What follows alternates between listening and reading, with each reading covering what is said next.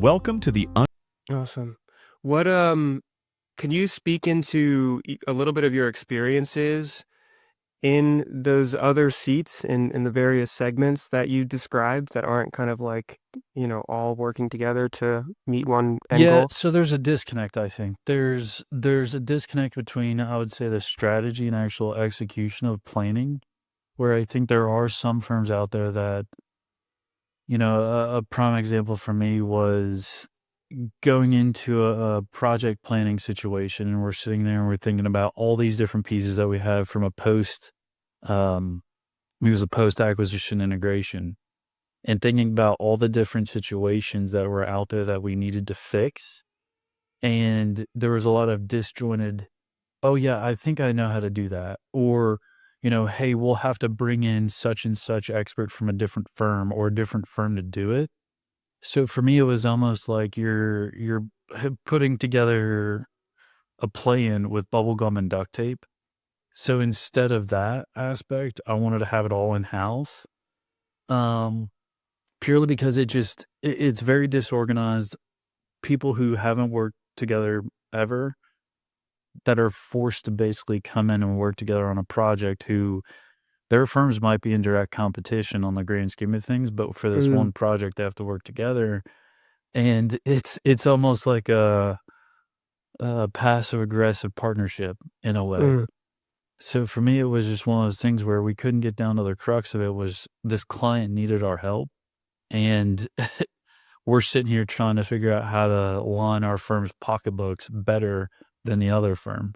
mm. Or uh I don't know, it was just a very, very contentious situation, and that happens a lot more than people probably think. Just based off the fact Hard. that people are out there in the marketplace kind of overselling what they can do, Mm, just because, maybe they're just a diligence shop where all they do is crank out diligence reports, but they try to do post acquisition integration work, and they don't have any expertise in going and looking through benefits plans and trying to compare that. So mm-hmm. that's been my kind of personal experience. Mm-hmm. Yeah, really, really interesting. I get that leads us into my next question here for you. Tell me about your belief in a business partner approach when it comes to the relationship with your clients versus the typical transactional client service model, which seems to be what many of these other firms take, given that the fact that they can't align incentives to work collaboratively, but instead, are worried about their own pockets. So tell us a little bit Yeah. about that approach you take. Yeah. I think there's a lot of firms out there that have that transactional approach of what's in it for us as a firm. Granted, all these consulting firms out there, again, their goal is to make money. I'd be, remiss to say that that's the goal of Unbridled Advisory as well. But our main goal is to basically add value to clients. So for us, I think in the marketplace, we're seeing a lot of clients that, there may be the strategy of underbidding a project just to get in, and once you're ingrained, after 3 to 6 to 9 months, you start to increase your rates, and you're kind of locked in, not at a predatory rate or predatory situation, but there's a lot of times where, these clients are locked into these agreements, and after 6 to 12 months, you don't wanna continue down the path of, "Hey, I've gotta go find another advisor and go through this entire process again." They might as well just suck it up and pay the piper, basically.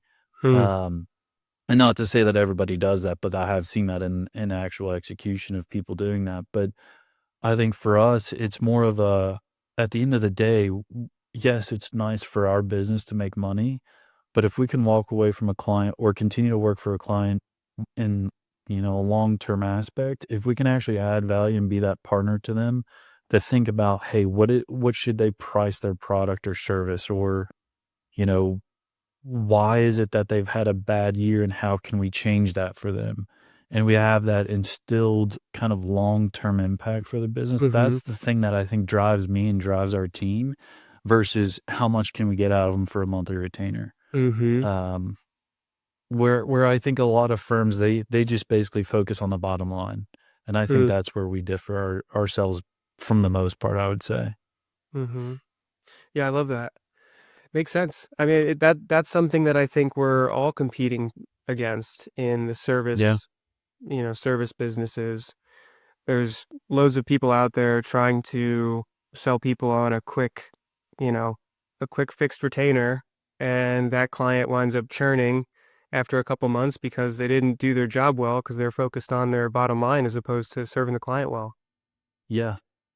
And I And think also yeah, go ahead. kind of going into that from the client perspective, I have seen, and I've seen this firsthand, not just at Unbridled, but everywhere else, is clients under require or try to find cheaper work just because they're trying to save money.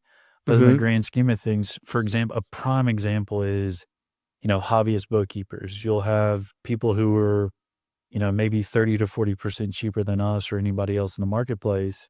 And that's great that they're saving money in the interim. But when it comes time to file their taxes or, think long term about next steps for the business, they're kind of in a bad spot because they have no idea about their business. They have terrible cash flow management. Um, and then they end up having to have, somebody like us come in and clean up the past mess, which is not, free. Us going back and cleaning up the work costs money. So it's Mm-hmm. basically doubling the efforts for the same effort, or doubling up costs for the same effort. So I think it's kind of a two-way street for that aspect where one business are just trying to make money. They may not be good at their job. So then somebody else in 12 to 16 months time is going to have to come back and clean it up. So then the client has to pay for that. Mm, And that's where I think for us, we'd rather get into the door quick. That way we can make sure that they don't, you know, adopt bad habits at the beginning. mm-hmm. So, Yeah, right. Right. Yeah, and once you're in the door, if you're committed to providing a service to a client that is first and foremost intended to serve their needs, you're going to create a relationship with the client that's sticky, that lasts hopefully years to come, right? Like, why is the long-term approach not what is prioritized in the marketplace? If I don't know. yeah, Yeah, strange, right? to me, it makes sense from a business perspective. If we're in a professional service space, we would wanna have clients last forever. I mean, Right. granted, we don't wanna be there till the end of time with them. At some point, in my view, there are clients that will outgrow us, but at that point when they're ready to outgrow us, I feel like I would wanna have, and I think the only way that a client would outgrow us is if they're doing, pre-IPO work or they're going public where they actually need a full-time CFO. But I would love to figure out how that works for us to be around, you know, long term with them and have that long Mm-hmm. term play. But right now for us, the goal is for, you know, as they say with children, you teach them as much as you can. And then once they're ready to go out on their own, you open the door and you say bye and they go on to their new life. But I think for us, it's the goal is to have clients that stay around for a long time until they Mm-hmm. don't need us anymore, and we've done our duty and we've done our best with them, and we've taught them how to run their business from the financial or operational standpoint, and they take it and run with it. Mm-hmm. Um, but like you said, I think a lot of these professional service firms out here, I don't know. I wish I knew the answer, Mm. but it doesn't make sense why they don't wanna have long-term clients. Um, Yeah, it feels like it's a cultural thing, which is probably a topic for another episode. It's our at least the American culture is very mhm, how can I make the quickest buck? And and you know, that's not necessarily in line with the way that, that just doesn't make sense when you're providing a service to people and you're mhm. trying to make sure that they reap the benefits of the work you're putting in so that they stick around. But also, I think that Yeah, I think your edge with this particular point is that you have service offerings that meet clients at whatever stage of the cycle that they're kind of operating in, right? Like you could theoretically bring somebody on to do bookkeeping, the business grows, and you're now doing fractional CFO work, and then you're doing that for however many years, and then when the business owner is now a long-term partner of yours, says, "Hey, I'm ready to hang up my cleats. What are my next steps?" You can then also say, "Oh, well, we can help you position your business for an exit, and here's how. Here's here's my eminent advisory lead," right? Mhm. So, I think that that's kind of the beauty of having all those service offerings is that you can be around for the full life cycle of a Yeah. founder's, And, business. we started bookkeeping and we work our way up. It's great if we do that because we've built the foundation from the accounting and bookkeeping side to understand and have confidence that the financials are airtight. Because the last thing we want to do is if we're trying to sell a business or if we're trying to analyze a business for investors or board members or management, if it's that whole proverbial garbage in, garbage out, where we're only as good as the data that we're given.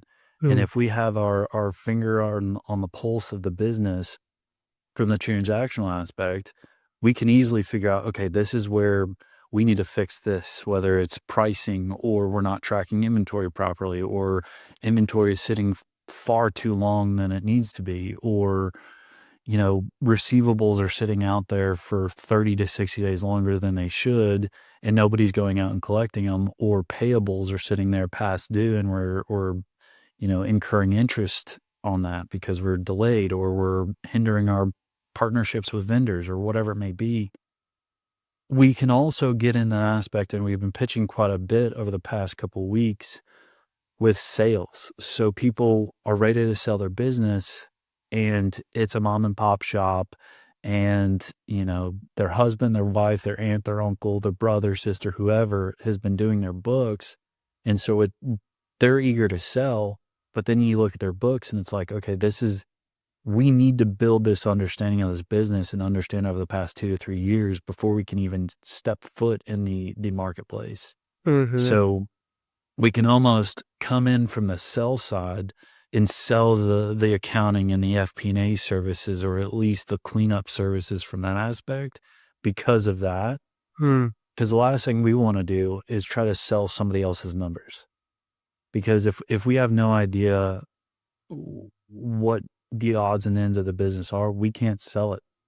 Going back to the whole idea of that is, however we get a client in, we can easily expand into other facets of the business very quickly because it's all in house.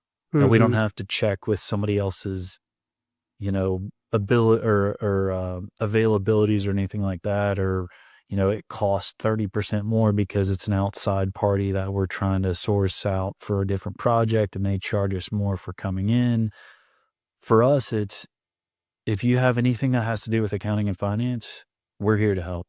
And that's, I think, the biggest value add for us is that we Mm. can do anything and everything. Hopefully, in the near future, we can be involved with more tax strategy, tax planning, and maybe even tax reporting. But I'm not a CPA, so I can't really touch that too much yet. Yeah. Um, but I think that's kind of the value add for us. Mhm. Yeah, awesome. I'd love to dive a bit into some of the core principles that define the culture you're building at Unbridled, and that set you apart from some of your competitors. So, what would you say are some of your core values that drive what you're doing and what you're building, and how do they translate to what you're doing day to day with clients? Yeah, I think kind of the three key attributes outside of our expertise, but internally kind of our culture is more collaboration, accessibility, and trust are kind of those three big ticket things for us, where our ability to collaborate is what's going to be to the benefit of our clients. So our success is going to be determined on how easily we can collaborate internally, whether that be we have a problem and we need to find a solution. If I'm able to talk to you or any of our other colleagues here at Unbridled about this one problem, you're going to have that collaboration of ideas where you may have somebody that plays devil's advocate, but we have to, and that may, bring up some key things that we need to think about with our strategy. And then from that, we're able to give a far better answer or solution to the client than we were, you know, the first step. And then outside of that, just the accessibility of everybody, because we're all on the same team, we're all accessible to everybody. And so if, you know, our most junior bookkeeper has a question, they shouldn't feel afraid to talk to somebody who's in the fractional CFO team or capital raise or M&A team if they've got a question. Granted, it may be something to them that they think is so small that the other person's not going to want to worry about, but our team is very accessible and we're open to collaboration. And I think the third thing is trust, where I have to be able to trust that the team and they trust me to do my best effort. If I don't know something, I'm going to raise my hand and say, "Hey, I don't know what to do here. Can you help me?" And I think that's the thing where I'm going to have to trust on them to have my back if Hmm. I need some help. So I think those are kind of the three biggest kind of cultural aspects of the business that I think are very different, where it seems so simple, but I think there's a lot of places, um, at least what I've seen in my past, and I'm sure you or anybody else has seen, Hmm. is there's a lot of what's in it for me as far as partnerships within the firm. And so I think there's a lot of, especially as you get to the bigger firms where there's a little bit more prestigiousness to it, it's almost like the corporate ladder where you're trying to, you know, step on the person next to you to get higher. Hmm. I think for us, it's we're all equals. No matter what your title is, we're all equals in my opinion. Hmm. Yeah, that's awesome. So how do you feel that this kind of sets you apart from other competitors? I know you have a unique approach to bringing team members in, and we don't have to get into the details of compensation packages, but Mm, um, I know you know what I'm referring to. But the traditional consulting model, business model, is not how you run Unbridled, no. and Yeah, so no. yeah, tell me a little bit about that and how you differ in that regard. Yeah, so I think the biggest issue that I've got in the consulting model or compensation model right now is people are maxed out with, you know, they've got their base pay plus a, you know, 20 to 30% bonus or maybe 40% bonus depending on if it's a good year or not. Well, the problem that I've got with that is it's a ceiling. And so for me personally, I know there have been a few years where I've maxed out to, you know, 2,000 something billable hours in a year. And, you know, we're all math wizards. So you can multiply that by your hourly rate and see how much you've made the firm. But it's massively compared to, or it's a huge difference compared to what you're actually getting paid. And so for me, how we've structured it is once you've paid for yourself on a fully loaded basis, it's a rev share program. So there is no ceiling. And so I think the biggest issue that I've had is there have been years where I've worked my tail end off and you get a couple grand bonus or, Mm, you know, a little bit extra than that. And then you start to see, okay, well, I've made so much for the business, but I haven't earned that much from the business. So mm, where is that money going to? And then you start to see all these different things happen on the corporate level that just doesn't make sense. And so for my point of view, I wanted it to be more of a partnership instead of, you know, you're working for the business so we can line our pockets. It's very much everybody's on the same playing field. Everybody has the same capabilities to make as much as they want. And the last thing I want to do is hold it back, especially in this fully remote space that we've got, which I think is also another advantage that we've got versus a lot of these firms out there is we're all fully remote. mm, And that said, there's very little overhead that we need. So for us, I don't want to keep it in the business and just hoard it or you know pay myself a huge salary off of the backs of everybody else. I wanted it to be shared. And mhm, you know, if you're making an extra dollar for the business, you should get a piece of that. mhm. Um, and I Yeah, think that's something very different in the marketplace that I'm not aware of any place. And I think the fact that I've been at a few firms in the past that don't have anything like that, I think it's very rare in the marketplace that you see that. Mm-hmm. Yeah, I've also worked in a similar industry for some time, and I've never seen that model used. So it's definitely something unique. And I Hmm. think that that's a testament to who you are as a person and, what the values that you carry that you want to be pulled through your business, which will ultimately pull through to the clients you serve as well. Yeah. So I think that's just such an awesome quality, and it speaks to who you are and what you want to build. But it also provides opportunity for the people that choose to work with you, and kind of like they kind of get this like autonomous entrepreneurial take on what would be a normal, associate banker role or Hmm. something of the like.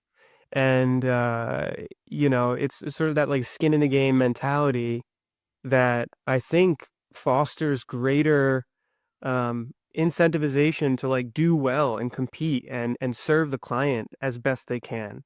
Not Yeah. for you and your business, but for themselves and for the client's sake as well. So super unique.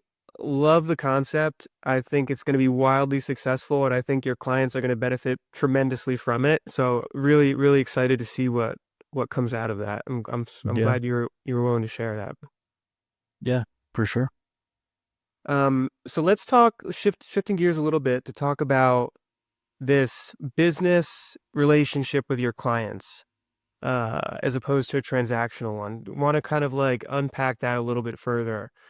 Um, how do you do this? How do you foster deeper relationships with clients, making it feel like a true collaborative partnership versus a transactional one? Yeah. So I think the biggest thing is we don't focus on the what or the how, but also, or we don't just focus on that, we focus on why.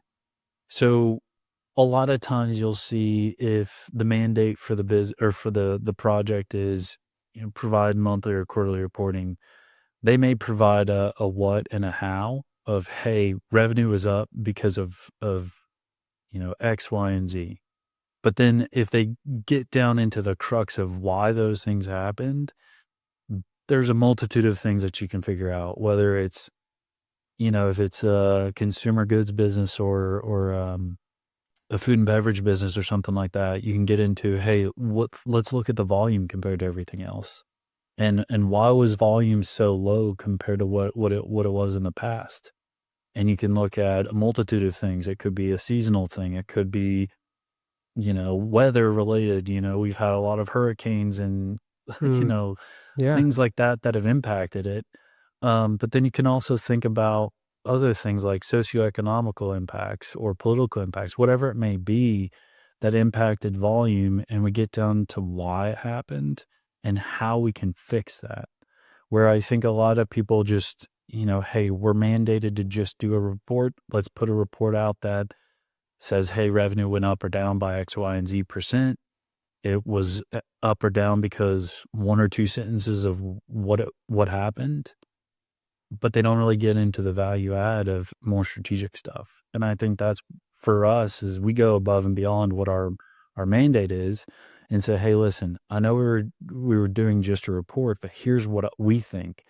And that, that'll do a number of great things for our clients. And I think at the end of the day, if we're able to add value to our clients based off of one conversation, that's perfect. Because Mm-hmm. the last thing we want to do is just sit there and be back in that transactional mindset where I think a lot of these firms are, Mm-hmm.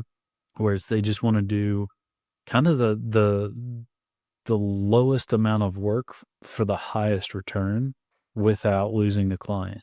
And for us, we want to do the maximum amount we can do to make that an invaluable or make us or an invaluable resource for our client. Mm-hmm. Yeah, I love that. Do you have an example ready that you can share that kind of speaks to this and how you kind of go above and Yeah, beyond what yeah. traditional So we groups do? actually one of our very first clients, or one of Unbridled's very first clients, was a very small SaaS based business, and one of the key things that we were starting to talk through as we had more and more conversations with the CEO was, oh, we also do this. We also do fractional CFO work. We do strategic finance. We do FP&A. We do capital raise, M&A advisory, and he was just looking for a bookkeeper. And in all honesty, he just wanted a bookkeeper, and he, didn't know where to start. And so for us, we had these conversations after the first month or so of, talking to him, getting to know his business. And he's like, well, where were you all 6 years ago? I needed you all 6 years ago because I had a business that I sold. I forget if he was trying to sell or whatnot. Um, but verbatim, and I quote, he was like, where were you all 6 years ago, 5 or 6 years ago, or whatever it was. And that to me just proves that the marketplace needs somebody like us, whether it's Unbridled or a competitor, it doesn't matter. This type of service needs to be out there. And I'm surprised that a lot of these other firms, bigger firms, um, haven't been open to that, because I think Mm. it's to their detriment. Mm. Is there how does this approach, if at all, affect the types of services you're able to provide your clients? Um, I don't think there's a limit on what services we can provide. I think in various ways it opens us up to a whole lot more. So we're not fixed to just one industry. Granted, we have our niches. Like for me, it's film, TV, media, food and beverage, alcoholic beverages, SaaS-based businesses, manufacturing and distribution, where I don't have that much experience in real estate. I don't have that much experience in construction or things like that. But I do have colleagues that are, have specialties in that. So I Mm. think for us, not just on the industry aspect, but the actual engagement type, it opens us up to a world of options and opportunities where it's not just what I know, it's what myself and my colleagues know. And not to say that we can do anything and everything in any industry known to man, but it definitely opens us up to have multiple avenues to help clients. Mm. And not just be stuck in, just doing bookkeeping for a SaaS-based business. It's doing the bookkeeping and the analytics and pricing strategy and go-to-market strategy and, presentations to the board or investors or management team, whatever it may be.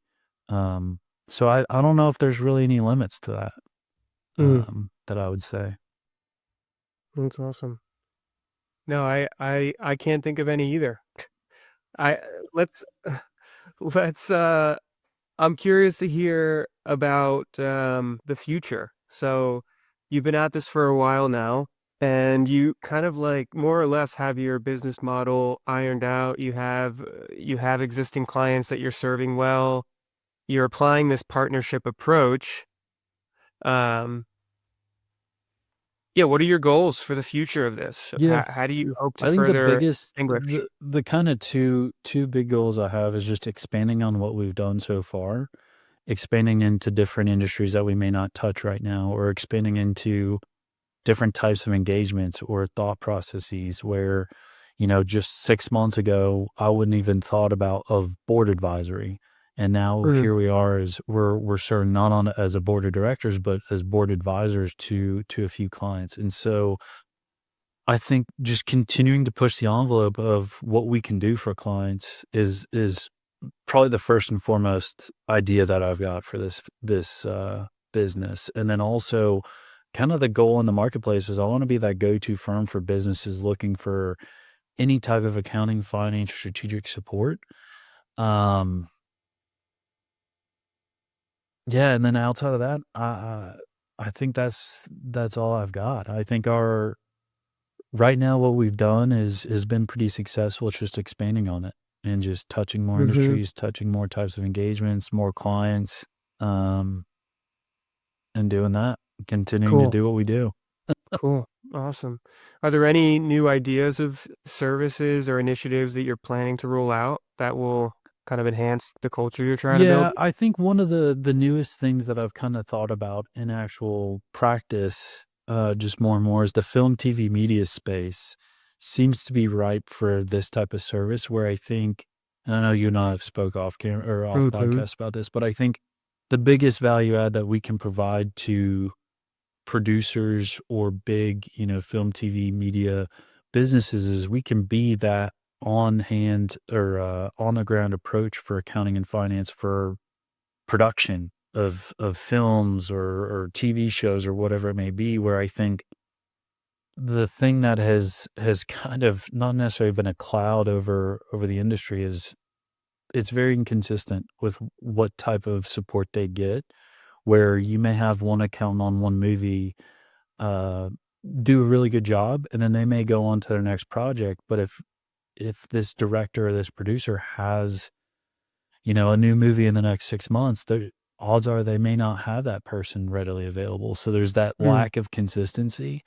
Um, so I think right now the biggest approach that we've got is trying to go after that marketplace more and more because it's it it could be a tremendous value add having somebody like us in the business where mm, you don't have to worry about, oh, does this person know a simple thing of where we file our documents and how we file it, or, you know, how we view revenue or what type of budget we've got or things like that. So I think that's one of the biggest things that we're looking at doing probably as far as new area of service. And then as mm-hmm, far as other initiatives, maybe some peer-to-peer learning. So within the LinkedIn space, maybe doing some type of training sessions or bringing people onto this podcast to think about new ideas in the marketplace or new platforms or softwares that could help us do our job better or more mm, efficiently because like you probably know, Excel, like you and I know, Excel is not the end all be all thing for what we do. And it can be good in some instances, but I think there are a lot of platforms out there that I think could be invaluable to us in our mm-hmm, firm and our clients. So I think those are kind of the big avenues from a new service line or internal initiatives for us to more so enhance our unique foothold in the marketplace. mm-hmm. Yeah, I love that. Yeah, I think with where, and maybe this, yeah, I think with where technology is going, particularly AI, Hmm. everybody's fixated on the newer, easier way to get something done more efficiently. Um, Yeah. and I Oh, think always absolutely. trying to leverage what's out there as opposed to just sticking with the status quo, which is just Excel and the million and one commands that we know and have committed to memory that we can do with our eyes And all closed on the the keyboard. hotkeys. Yeah, exactly. All the hotkeys and everything like that, I think can only get you so far in the marketplace now. Yeah, yeah.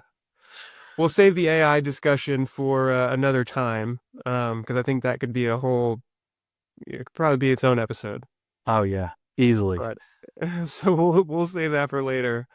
But sort of as we kind of wrap up a little bit here, what advice would you give to business owners or leaders who want to work with a financial management firm that share a similar approach to Yeah.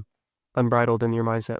Yeah, I think the biggest thing is probably to look for advisors who are as committed to your long-term goal as you are. Mm, Because the biggest thing for me is that you get advisors that are in for the short term and they're looking for, like we've said multiple times, the transactional value of that relationship. mm-hmm, I think another thing they need to do is just ask questions that go beyond the deliverables.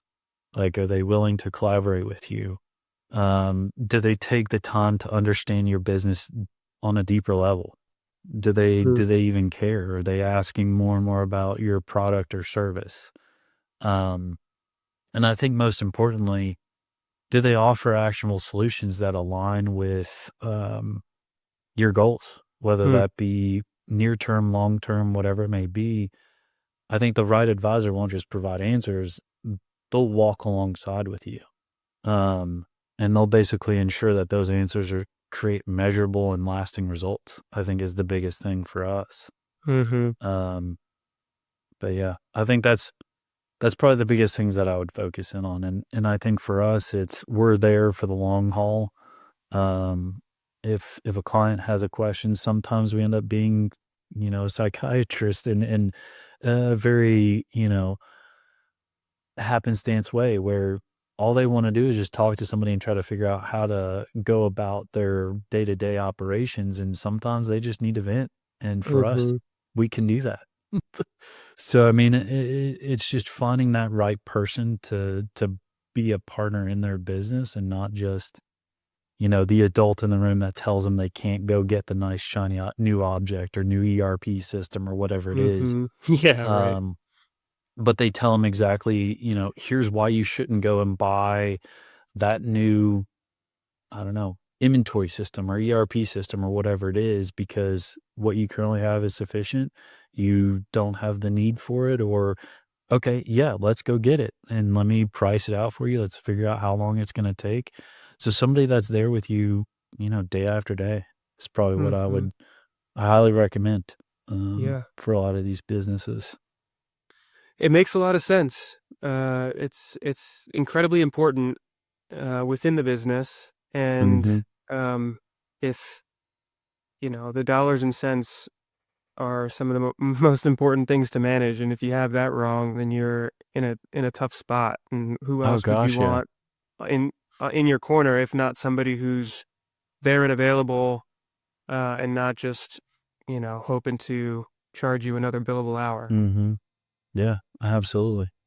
Is there, I guess, are there, um, do you think that some of these approaches to this partnership, this client partner relationship concept, do you think that there are ways that other people outside of this industry can embed that ethos into their business models as well for their own client Yeah, relationships, yeah, even I your absolutely clients? think so.